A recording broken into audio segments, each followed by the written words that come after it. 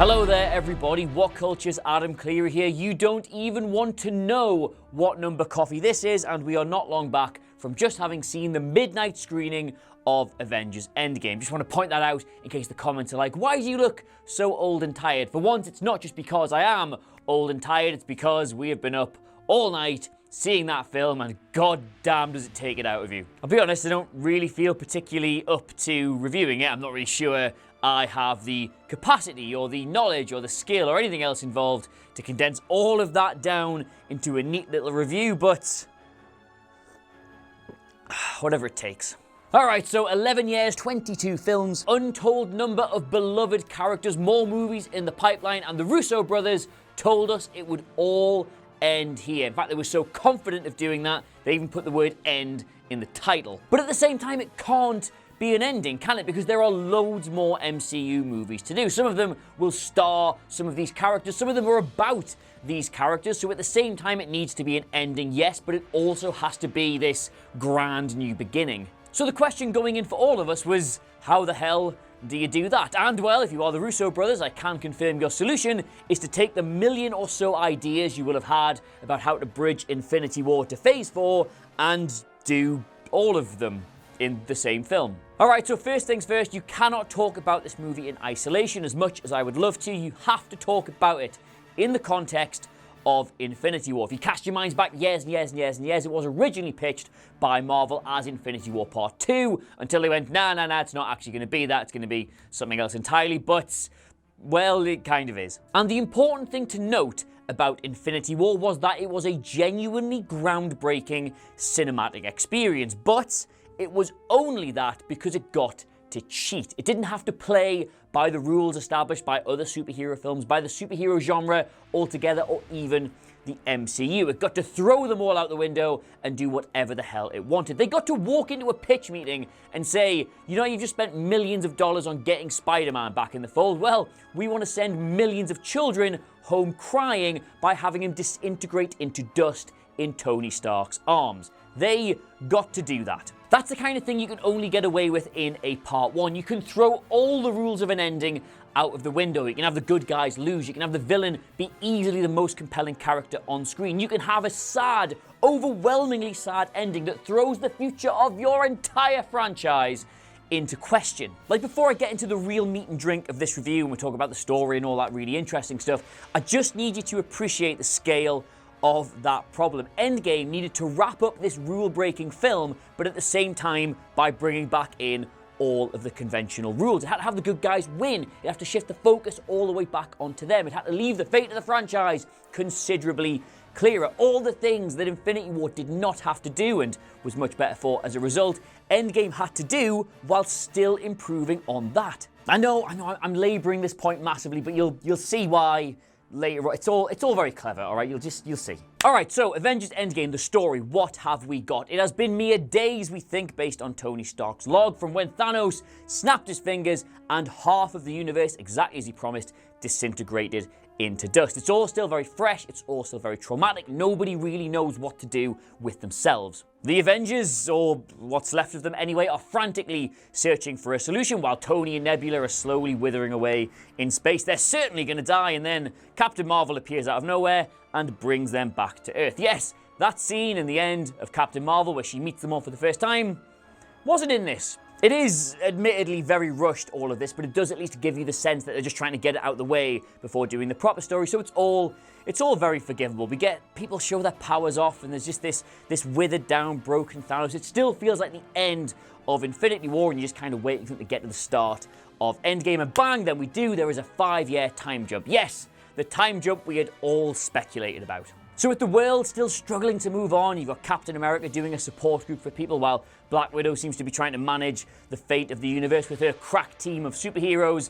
They devise another plan. Ant-Man returns from the quantum realm, tells him that time hasn't passed the same there as it has here, and maybe they could go back and fix it. Tony refuses their offers to help. He says he doesn't want anything to do with that because what's he done while they've all been away in the last 5 years? He settled down with Pepper and he's had his child. The snap was horrible. It has been horrible and horrible and horrible for bajillions of people.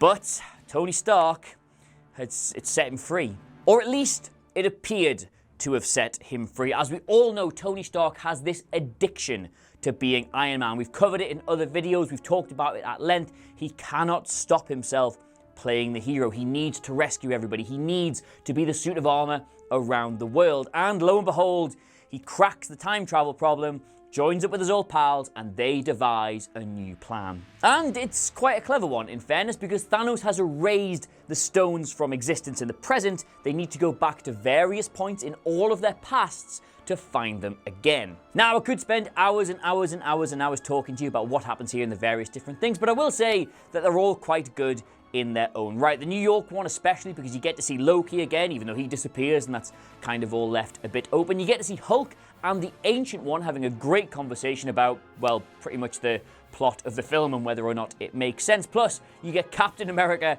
fighting Captain America, and two of the best one-liners delivered in the film. I won't ruin them for you here. From there, though, things start to go wrong because Nebula's there, and all of a sudden there's two Nebulas, and Thanos can sort of see into both Nebulas at the same time, and he learns of what's happening in the future and their plan now, and that sort of gets him back involved in the past, even though he's trying to mess with the present. It's a time travel movie, all right? So all of this is very confusing, but the film, I will say, does its best to make sense of all the various paradoxes it is creating. Now, sometimes it does that by explaining them away with very good science, and sometimes it just does it by recognizing that you will have noticed as a problem and going, nah, don't worry about that, which is enough.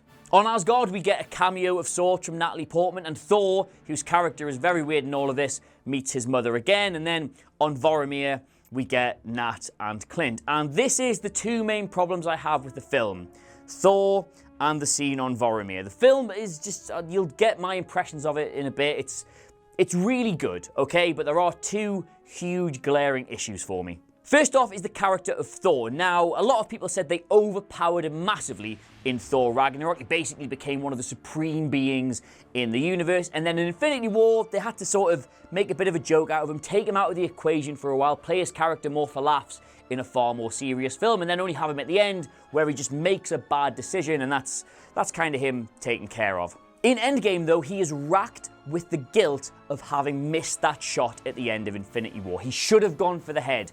Thanos taunts him with it, and even though he's killed Thanos himself in the present, he still looks at all these bajillions of dead people and thinks it could have been him. And as such, he's gone and set up new Asgard on Earth, where he's the supposed king of this realm, but in fact, he is just now a fat, lazy slob. He is the Big Lebowski. They even do that gag in the film. He's wearing a robe, and he's got a massive gut, and he just wants to play Fortnite with Korg and Meek, which was admittedly quite good. But it's the PTSD stuff for me, because Marvel have done such a good job of using that as part of Tony Stark's character. Like, you remember from the Battle of New York, he was having panic attacks, he was racked with the guilt and the pressure and the stress of it all, and it made him a vulnerable, relatable character. Now, they're doing the exact same thing with Thor here. He can't handle everything that's happened, and it is breaking him down as a person, but here, it's played for laughs. I might actually do like an entire video just discussing this, but the quick thing to compare and contrast is the Iron Man scene where Tony Stark starts to have a panic attack, and he gets in the suit and it's scanning him mind and body, and it's like, boss, you're having a panic attack, and he's like, what? Me? But I'm such a strong character. I am a leader. I am a hero, and it makes him vulnerable. It makes him relatable. It's a great way to tackle all that mental health stuff. And then in this one, the exact same thing happens to Thor. He starts to have a panic attack, and Rocket just goes, snap out of it, pull yourself together, and it's a funny scene. Like, if that's how you want to do that, fine, but you can't be doing all that and then do that. That's very inconsistent and sends a bad message. That being said, though, I expect the Thor thing to be quite divisive. I already know some people who thought it was brilliant what they did with the character, making him this slob who's funny and can still fight, obviously, but is still just a bit of a joke. But the one thing I think most people are going to criticize about this film is the death of Natasha Romanoff. Her and Clint are sent to Vormir to retrieve the Soul Stone, and we've seen that exact scene with Gamora and Thanos, and it's a bit confusing how they do it. We don't really know if they're there and they know what they're supposed to do, even though Rocket kind of plays it off as a bit of a gag when they're leaving, but they get there and one of them has to die, and then they fight over who has to be the one to die, and then in the end, Nat makes the supreme sacrifice, and then they just move on. That's it. It's literally just a couple of minutes, and they leave it down there. They play the exact same music as when Gamora died, and that's it. Anyway, though, after that, they do get the Soul Stone, and then everybody else has reassembled all of their stones, including Tony and Cap having to go even further back to 1970, which is a really nice scene in itself. And then they all reconverge for what will be the final act of the movie. They get the gauntlet together, Hulk snaps his fingers and brings everyone back to life. Yay, they think, and then no, boom, Thanos blows them all up. And from this blowing up of everybody, we get one of the most visually stunning, compelling, grandiose, large-scale, bombastic, unbelievable, I am running out of words, action sequences ever committed to cinema.